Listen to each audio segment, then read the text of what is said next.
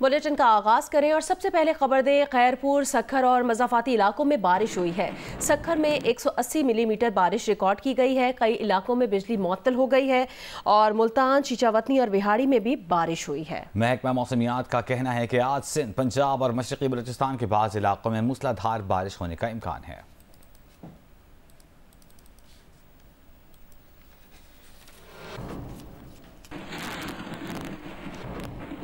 कराची में मुख्तलिफ इलाकों में हल्की बारिश हुई है। बारिश का सिलसिला दिन भर जारी रहेगा। फेयर हॉल से अपडेट करेंगे जियो न्यूज़ के नुमाइंदे कमर अली मस्तोई।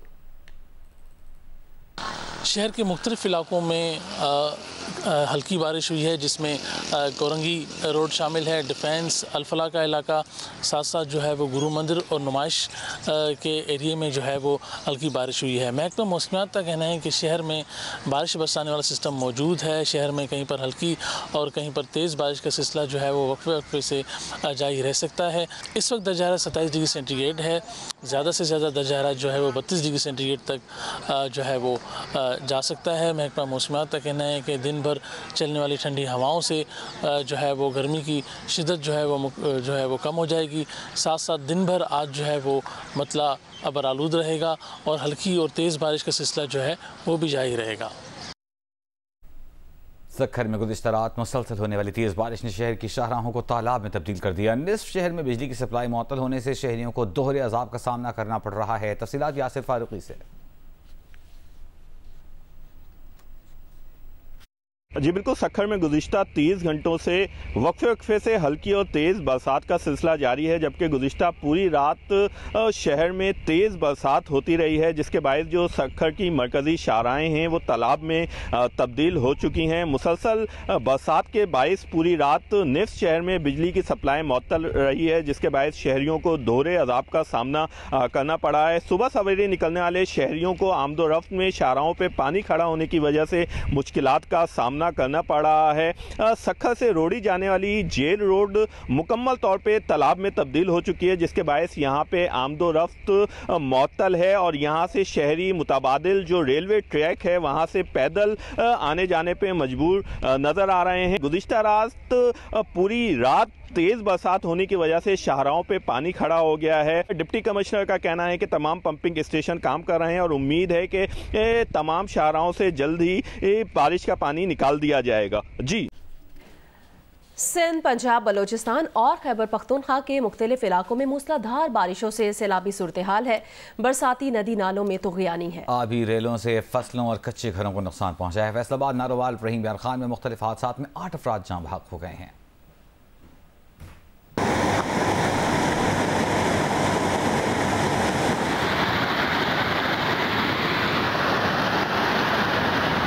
मुल्क के मुख्तलिफ इलाकों में बारिशों से सैलाबी सूरत हाल बरकरार है।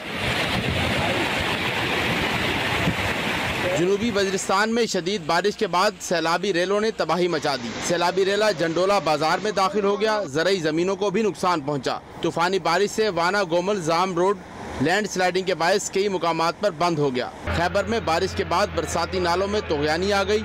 लंडी कोतल और बालाई इलाकों में बारिश के बाद पाक अफगान शाहराह पर ट्रैफिक मुतासर है।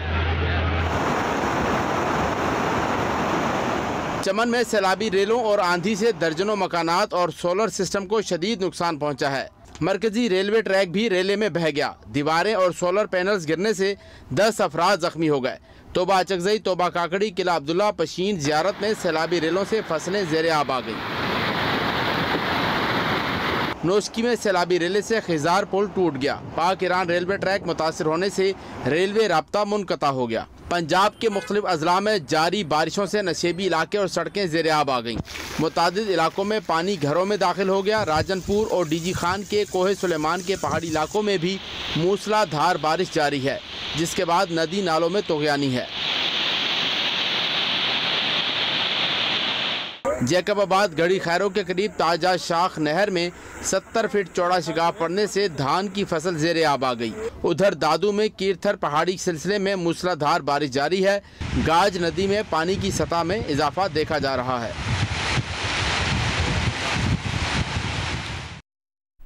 बन्नू में वक्फे से बारिश का सिलसिला जारी है, जिससे सड़कें पानी में डूब गई हैं और आमदोरफ्त में मुश्किलात का सामना है। तफसील बताएंगे जियो न्यूज़ के नुमाइंदे मंजूरुद्दीन। जी, बन्नू में वक्फे से मूसलाधार बारिश का सिलसिला जारी है। मूसलाधार बारिश की वजह से शहर भर की सड़कें पानी में डूब गई हैं, जिसकी वजह से आमदोरफ्त में मुश्किलात का सामना करना पड़ रहा है। मूसलाधार बारिश और साथ में ठंडी हवाओं के साथ मौसम भी खुशगवार हो गया है। गर्मी में काफी हद तक कमी वाक़या हुई है। सुबह से बारिश का ये सिलसिला जारी है, जबकि महकमे मौसमियात ने बताया है कि बारिश का ये सिलसिला आइंदा 3 रोज तक जारी रह सकता है। बारिश से कच्चे मकानात के गिरने का खतरा भी पैदा हो गया है, जबकि दरियाए कुरम में एक बड़े सैलाबी रेले के गुजरने से तुग़यानी का भी खदशा है, जबकि आस पास दरियाए कुरम की आबादी को खाली कराने का भी कहा जा रहा है। उधर बहावलपुर में जारी मानसून बारिशों की वजह से गर्मी की शिद्दत और हब्स में कमी तो आई है, लेकिन बारिश के पानी से शहर की सड़कें नदी नालों में तब्दील हो गई। तफसीलात बता रहे हैं अमीन अब्बासी। जी, जिला बहावलपुर में भी गुज़श्ता कई दिनों से मानसून बारिशों का सिलसिला जारी है। सहराए चोलिस्तान में भी बहुत ज़्यादा बारिशें हुई हैं और वहाँ पर पानी के रिजर्वायर यानी मकामी ज़बान में जिन्हें टोबे कहा जाता है वो भी फुल हो चुके हैं और चोलिस्तानी भी खुश नज़र आता है। बहावलपुर शहर में जब बारिश होती है तो बहावलपुर की मेन सर्कुलर रोड पर घुटने घुटने पानी जमा हो जाता है और लोगों को आमदोरफ्त में बहुत मुश्किलात पेश आती हैं। जैसे ही बारिश शुरू होती है, डिप्टी कमिश्नर हो या ज़िले इंतज़ामिया का अमला हो, उसके साथ साथ म्यूनसिपल कॉरपोरेशन का अमला हो, बहावलपुर वेस्ट मैनेजमेंट कंपनी का अमला हो या रेस्क्यूअर्स हो, सब ही निकासी आपके लिए सड़कों पर निकल पड़ते हैं। शहरियों का मुतालबा है अपने मुंतखब नुमाइंदगान से कि यहाँ के निकासी आप सिस्टम को इम्प्रूव किया जाए और जब भी बारिश हो तो बहावलपुर के शहरी मुश्किलात की बजाय बारिश को इंजॉय कर सकें। हाफिजाबाद में हालिया बारिशों से जहां दरियाई चिनाब में पानी की सतह में इजाफा हो रहा है और इसके बायस मुख्तलिफ देहात में ज़मीनी कटाव भी बढ़ता जा रहा है। तफसील बताएंगे जियो न्यूज़ के नुमाइंदे सैयद मोहम्मद ज़मीर। जी, हाफिजाबाद में हालिया बारिशों से जहां दरियाए चिनाब में पानी की सतह में इजाफा हो रहा है, तो इसके साथ साथ यहाँ के मुख्तलिफ देहात में दरियाई कटाव भी दिन ब दिन बढ़ता चला जा रहा है। ये कटाव अब तक इन देहात की सैकड़ों एकड़ ज़री अराजी को अपनी लपेट में ले चुका है, जिसकी वजह से इन देहात में न सिर्फ किसानों और ज़मींदारों की फसलें तबाह हो रही हैं, बल्कि लोग यहाँ से नकले मकानी करते भी दिखाई दे रहे हैं। इस वक्त ये दरियाई कटाव ज़्यादातर महमूदपुर, भून फाजल, कोट हुसैन और छन्नी थतरा के इलाकों को शदीद मुतासर कर रहा है, लेकिन अभी तक हुकूमत की जानिब से इन देहात को दरियाई कटाव से बचाने के लिए कोई अमली इक़दाम शुरू ना किए जा सके हैं। और अब मंकी पॉक्स के हवाले से आपको अपडेट करेंगे। मर्दान में मंकी पॉक्स का केस सामने आ गया। मंकी पॉक्स के मरीज को घर पर ही आइसोलेट कर दिया गया। District health officer doctor Javed Iqbal के मुताबिक मर्दान के इलाके मंगा का 34 साल का रिहायशी टांग टूट जाने पर 5 रोज पहले सऊदी अरब से वापस आया था। मरीज पेशावर के अस्पताल में इलाज के लिए गया तो शक पर उसका मंकी पॉक्स टेस्ट किया गया। टेस्ट मुस्बत आने पर मरीज को घर में ही आइसोलेट किया गया है। DHO के मुताबिक मरीज की हालत बेहतर है और वो रूबा सेहत है। मरीज के अहल खाना और महल्ले के स्क्रीनिंग कर ली गई है। फिलहाल किसी और फर्द में मंकी पॉक्स की अलामत नहीं पाई गई।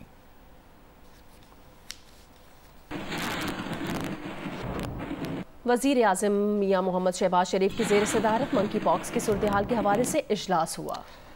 वज़ीर आज़म ने मुल्क के हवाई अड्डों, बंदरगाहों और बॉर्डर्स पर मंकी पॉक्स की स्क्रीनिंग के निज़ाम को मौसर बनाने, बॉर्डर हेल्थ सर्विसेज को सूरत हाल की भरपूर निगरानी करने और सख्त सर्वेलेंस की हिदायत की है। वज़ीर आज़म ऑफिस के एलामिया के मुताबिक वज़ीर आज़म शहबाज शरीफ ने कहा है कि आलमी इदारे सेहत की जानिब से मंकी पॉक्स को पब्लिक हेल्थ इमरजेंसी करार दिया गया है, जिसके बाद पाकिस्तान में भी इस बीमारी के हवाले से कड़ी निगरानी की ज़रूरत है। वज़ीर आज़म ने कहा कि वो मंकी पॉक्स के हवाले से हफ्तावार ब्रीफिंग लिया करेंगे। इजलास को मजीद बताया गया कि पाकिस्तान में इस वक्त मंकी पॉक्स की लोकल ट्रांसमिशन नहीं है।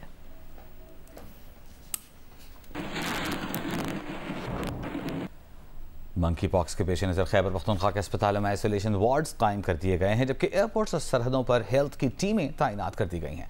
मंकी पॉक्स है क्या, इससे कैसे बचा जा सकता है, देखते हैं पेशावर से उरूबा इब्राहिम की रिपोर्ट। मंकी पॉक्स का केस सामने आने के बाद पेशावर समेत सूबे के अस्पतालों में मर्ज में मुब्तला अफराद के लिए आइसोलेशन वार्ड्स कायम कर दिए गए हैं। एयरपोर्ट्स और बैनुल-अक़वामी बॉर्डर्स पर हेल्थ की टीमें तैनात की गई हैं। बैरूनी ममालिक से आने वाले मुश्तबा मुसाफिरों का तिब्बी मुआयना किया जा रहा है। हुकाम के मुताबिक सारे केसेस खलीजी ममालिक से आ रहे हैं। केस हम कंफर्म कर चुके हैं तो PCR और जेनेटिक सीक्वेंसिंग के लिए इसके सैंपल को NIH इस्लामाबाद भिजवाया जा चुका है। एहतियाती तदाबीर होती है ना रोकथाम के लिए, तो रोकथाम के लिए जो इकदाम हैं वो महकमा सेहत तमाम अपने जो मुतल्लिक़ इदारे उनके जरिए पब्लिक के साथ शेयर कर रहे हैं। मंकी पॉक्स का मरीज पहले बुखार में मुब्तला होता है, जिसके 3 दिन के अंदर अंदर उसे दाने निकल आते हैं। दाने अक्सर चेहरे से शुरू होते हैं और फिर जिस्म के दूसरे हिस्सों तक फैल जाते हैं। सर, पट्ठों में दर्द, थकन मंकी पॉक्स की अलामात हैं। मर्ज का दौरानिया कम से कम 2 हफ्ते और ज्यादा से ज्यादा 21 दिन तक होता है। ऐसे पेशेंट्स को क्वारंटाइन किया जाए। जो यूटेंसिल्स हैं या कोई बेडिंग है या टॉवल्स हैं जो कि मंकी पॉक्स के पेशेंट्स यूज़ करते हैं, उससे भी ये ट्रांसमिट हो सकता है, तो ऐसी चीज़ों को अवॉइड करना चाहिए, यानी कि फिजिकल कॉन्टैक्ट। खैबर पख्तूनख्वा में मंकी पॉक्स वायरस का शिकार होने वाले शख्स का ताल्लुक मर्दान से है, जबकि 2022 से अब तक सूबे में मंकी पॉक्स के 3 केसेस रिपोर्ट हो चुके हैं। कैमरामैन नजर अली के साथ अरूबा इब्राहिम, जियो न्यूज़, पेशावर। बिजली कंपनियों ने सारिफीन की जेबों से 46 अरब 99 करोड़ रुपए निकलवाने की तैयारी कर ली। कैपेसिटी चार्जेस, ट्रांसमिशन लॉसेस, लाइनों की मरम्मत और सिस्टम के इस्तेमाल की फीस के लिए पैसों की दरखास्त की समाअत नेपरा 26 अगस्त को करेगा। इतलाक के इलेक्ट्रिक पर भी होगा। इजाफा पिछले माली साल की आखिरी सामाही एडजस्टमेंट के तहत मांगा गया है। बिजली कंपनीज ने कैपेसिटी पेमेंट्स की मद में 22 अरब 86 करोड़ रुपए, ऑपरेशंस एंड मेंटेनेंस की मद में 4 अरब रुपए, यूज ऑफ सिस्टम और मार्केट ऑपरेटर फीस की मद में 7 अरब 51 करोड़ रुपए मांगे हैं। 10 अरब 80 करोड़ रुपए ट्रांसमिशन एंड डिस्ट्रीब्यूशन लॉसेस की मद में तलब किए गए हैं।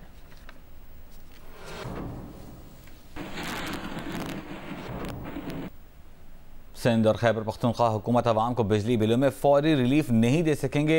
सिंध हुकूमत के तर्जुमान मुर्तज़ा वहाब और KP के मुशीर मुजम्मिल असलम ने हाथ खड़े कर दिए। गालिबन पंजाब हुकूमत कोई 45 अरब रुपए रिलीफ की मद में अगले 2 माह में खर्च करेगी। अगर सिंध हुकूमत भी ये फैसला करती है तो 10 अरब रुपए की इम्प्लिकेशन सिंध हुकूमत के ऊपर आती है। खैबर पख्तूनख्वा करती है तो 8 अरब उनके ऊपर आती है और तकरीबन कोई 1 अरब के करीब बलूचिस्तान हुकूमत के ऊपर आती है। तकरीबन कोई 64 अरब रुपए का खर्चा है जो कि 2 माह की रिलीफ देगा और 2 माह के बाद अवाम फिर उसी परेशानी में मुब्तला हो जाएंगे। तो मैं ये समझता हूं कि बेहतर ये होता कि बजाय इसके हम कोई शॉर्ट टर्म अरेंजमेंट के ऊपर जाएं, आवाम को कोई शॉर्ट टर्म रिलीफ दें, लॉन्ग टर्म बेसिस के ऊपर अगर हम रिलीफ दें तो ज्यादा बेहतर होगी। ये 375 रुपए फी महीना बनता है और 2 महीने के बाद क्या होगा, अप्रैल मई जून जुलाई ये 3 जो है ना पीक बिजली के महीने के बिल होते हैं। अगस्त सितंबर तो वैसे ही ठंडा होता है और 375 रुपए से मुझे एक बात बता दें कि कितनी गुर्बत कम होगी, कितना रिलीफ कम होगा फी बंदे का। अच्छा। तो एक लॉन्ग टर्म देना, ये तो सिर्फ ऑप्टिक्स है। स्पीकर पंजाब असम्बली मलिक मोहम्मद अहमद खान ने कहा है कि फैज़ हमीद की गिरफ्तारी गैर मामूली बात है। जामे तहकीकात होंगी तो बानी PTI, फैज़ हमीद और साकिब निसार का गठजोड़ सामने आएगा। लाहौर के पार्क में शजरकारी मुहिम के मौके पर बात करते हुए मलिक अहमद खान ने कहा 9 मई को बगावत हुई थी और बागियों को हर सूरत सजा मिलेगी।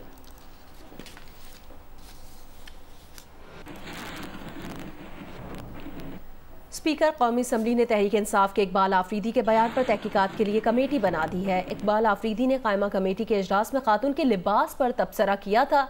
स्पीकर की हिदायत पर वजीर कानून की सरबराही में बनी कमेटी 15 दिन में अपनी रिपोर्ट देगी। दूसरी जानिब के इलेक्ट्रिक के चीफ एग्जीक्यूटिव मोनिस अलवी ने कहा है कि उनकी एक साथी से मुताल्लिक तबसरा उनकी कंपनी की इक़दार के बरअक्स है। वो तासुब, इम्तियाजी सलूक और हिरासा किए जाने के खिलाफ खड़े होंगे। तहरीक इंसाफ के इकबाल आफरीदी ने गुज़श्ता रोज कायमा कमेटी बराए तवानाई के इजलास में खातून के लिबास पर नामुनासिब अल्फाज अदा किए थे।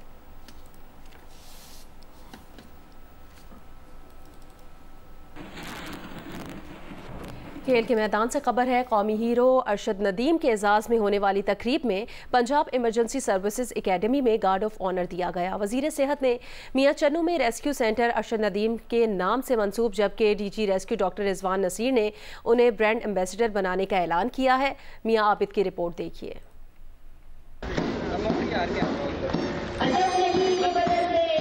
रेस्क्यू इमरजेंसी सर्विसेज एकेडमी में 44वें रेस्क्यूअर्स बैच की पासिंग आउट। सिंध के 438 रेस्क्यू वर्कर्स ने तरबियत मुकम्मल कर ली। तकरीब के मेहमान खुसूसी थे स्पीकर पंजाब असम्बली मलिक मोहम्मद अहमद खान और ओलंपियन अरशद नदीम। मेहमानों ने परेड का मुआयना किया और बेहतर कारकर्दगी दिखाने वालों को इनामात दिए। रेस्क्यू वर्कर्स ने गहरे पानी में डूबने वालों को बचाने, आग पर काबू पाने और चेयरलिफ्ट में फंसे लोगों को निकालने का मुजाहरा किया। उन्होंने मलबे तले दबे अफराद को बाहिफाजत निकालने की महारत भी दिखाई। ओलंपियन अरशद नदीम का कहना था कि उनकी फिटनेस का मयार भी रेस्क्यू ट्रेनिंग जैसा है। इंशाअल्लाह मुस्तकबिल में भी रिकॉर्ड ब्रेक करूंगा। स्पीकर पंजाब असेंबली मलिक मोहम्मद अहमद खान का कहना था कि अरशद नदीम की कामयाबी उनकी मेहनत का समर है। आज हमारा सर फख्र से बुलंद है कि हमारी रेस्क्यू सर्विसेज अक़वाम मुत्तहिदा के अंदर सर्टिफाइड ISO की वो पोजीशन लेगी जो इस पूरे रीजन में किसी के पास नहीं। मेरी भी कोशिश रहेगी कि मैं इनके साथ रह के इनको भी ट्रेनिंग कराऊँ, खुद भी करूँ, क्योंकि इनकी ट्रेनिंग और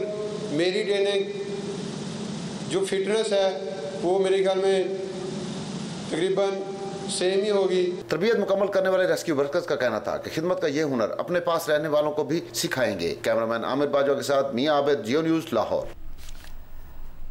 दौरे पाकिस्तान पर मौजूद Bangladesh test cricket squad Lahore से इस्लामाबाद पहुंच गया। पाकिस्तान और मेहमान टीम के दरमियान सीरीज का पहला टेस्ट 21 अगस्त से पिंडी क्रिकेट स्टेडियम में शुरू होगा।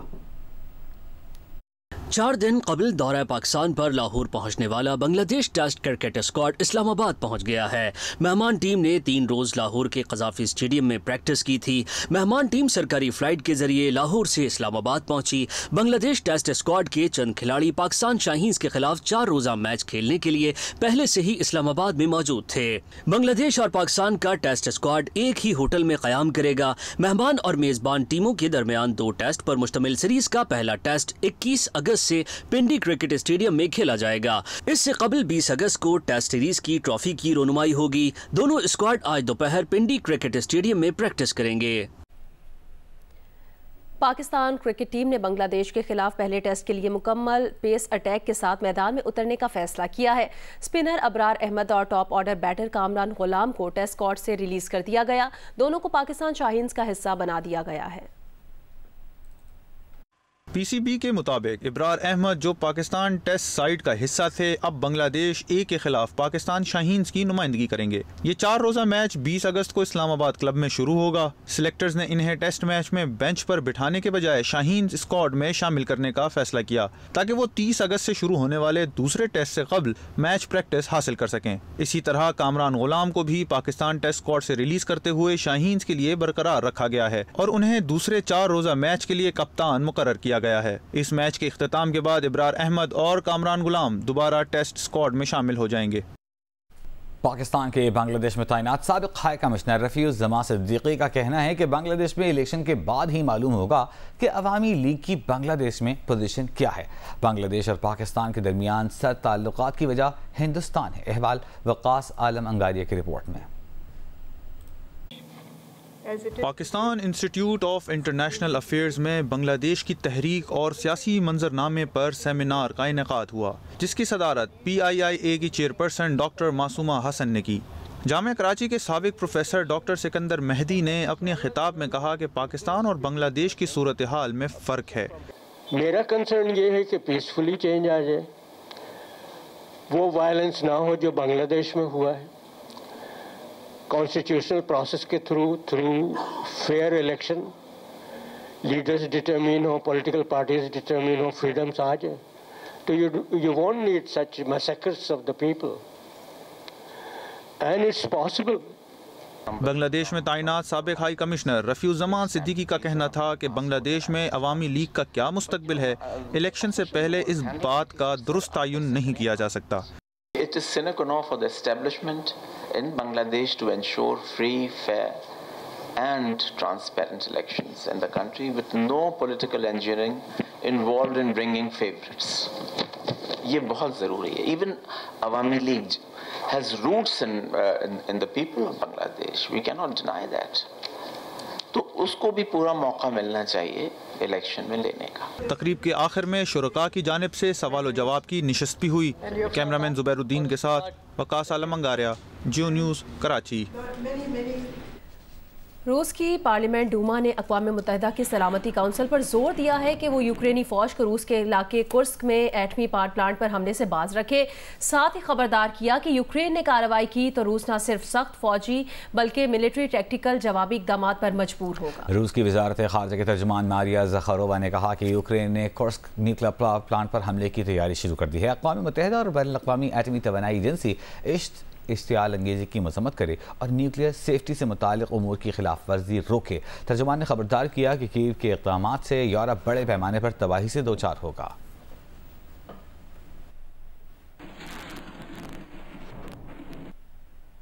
दिलफरेब नज़ारों, कुदरती हुस्न से मालामाल और सतह समंदर से 15,000 फीट बुलंदी पर वाक़े देवसाई, जिसके नज़ारे देखने के लिए सयाह खिंचे चले आते हैं। मज़ीद बताएंगे जियो न्यूज़ के नुमाइंदे रफ़ीउल्लाह खान आफरीदी। सतह समंदर से तकरीबन 15,000 फीट की बुलंदी पे देवसाई के मकाम पे, देवसाई को परियों का मस्कन भी कहते हैं। बड़ी तादाद में अस्तोर के सियाती मकामात में सियाह मौजूद हैं। यहाँ की खूबसूरती के साथ साथ यहाँ का लम्हा बदलता हुआ मौसम से खूब यहाँ पे इंजॉय कर रहे हैं। एक तरफ धूप ही धूप है और दूसरी तरफ आप देख सकते हैं कि यहाँ पे कितना फॉग है, सर्दी है, ठंडी हवा है, तो यहाँ का मौसम तो ऐसा लग रहा है कि अनबिलीवेबल। बहुत खूबसूरत जगह है यहाँ के, हम बहुत लुत्फानंदोज हुए। हम आप सबको भी मशवरा देंगे कि आप यहाँ पे आएँ और यहाँ की खूबसूरत मंजर से लुत्फानंदोज हो जाएं। पेशावर से, और यहाँ का मौसम भी बहुत प्यारा है और यहाँ के लोग भी बहुत अच्छे हैं। जो मेरे पीछे आपको झील नजर आ रही है, इसे अंधी झील कहा जाता है। अंधी झील का मकसद ये है कि इसका जो पानी खारिज होने का रास्ता और जो दाखिल होने का रास्ता का पता ही नहीं है, जबकि इसका गहराई का अंदाजा भी किसी को नहीं है। जियो, MKRF और लाइट स्टोन पब्लिशर्स के तावन से अल हमरा आर्ट्स काउंसिल में मुनाकिद किए जाने वाले अदब फेस्टिवल में पाकिस्तानी और भारतीय मुसन्निफों की किताबों पर सैर हासिल गुफ्तगू हुई। दुआ मिर्जा की रिपोर्ट देखिए। अलहमरा आर्ट्स काउंसिल में लाइट स्टोन पब्लिशर और जियो और जंग के ताउन से मुनक़दा अदब फेस्टिवल के पहले सेशन में शायर, नक़ाद और मुसन्निफ अतर ताहिर के नावल सेकंड कमिंग पर बात हुई। दूसरे सेशन में भारतीय सहाफ़ी अयूश पुत्रा की किताब अनवेलिंग जज्बे की रूनुमाई हुई। किताब पाकिस्तान की ख़वातीन क्रिकेट टीम, उनकी जदोजहद, रिकॉर्ड्स और खेल में उतार चढ़ाव पर लिखी गई है। Chairperson PCB cricket women wing Tania Malik ने कहा कि फ्रेंचाइज क्रिकेट से वेमेन क्रिकेट में बेहतरी आएगी। अयूश ने कहा कि ऑस्ट्रेलिया के अलावा कोई भी मुल्क वेमेन क्रिकेट को बराबरी के हुकूक नहीं देता। पाकिस्तान को इस हवाले से फौरी सोचना होगा, वरना बहुत पीछे रह जाएंगे। If you get a 16-year-old from India and you get a 16-year-old from Pakistan, equally talented, equally hard-working girl coming through, what will happen is that an Indian cricketer would end up getting roughly 80 games opportunities if she plays in every 11, every final her team reaches, and every opportunity that she gets a maximum opportunity of 80 or so. While for Pakistan it will be 40 to 45. What is happening now is that I don't think it is more the social system that is stopping the girl, it's the financials that are stopping the girls now.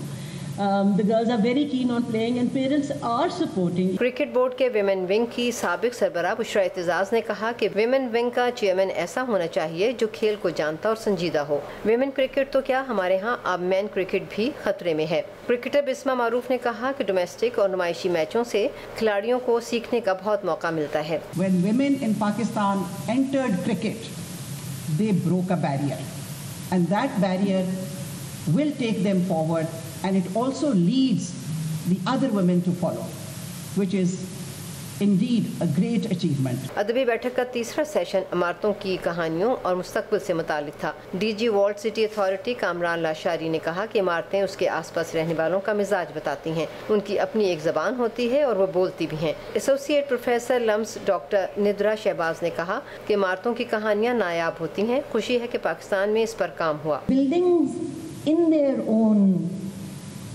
kind of structures, the material that has been used, the way that they've been designed, are always giving out cues. They give you a chance to interpret or reinterpret history. तीसरे session में wall city पर बनी दस्तावेजी film भी दिखाई गई। मुकर्रीन ने हर session के ख़िताम पर हाज़रीन की जानिब से उठाए गए सवालात के जवाबात भी दिए। कैमरामैन बदर मुनीर के साथ दुआ मिर्जा, जियो न्यूज़, लाहौर।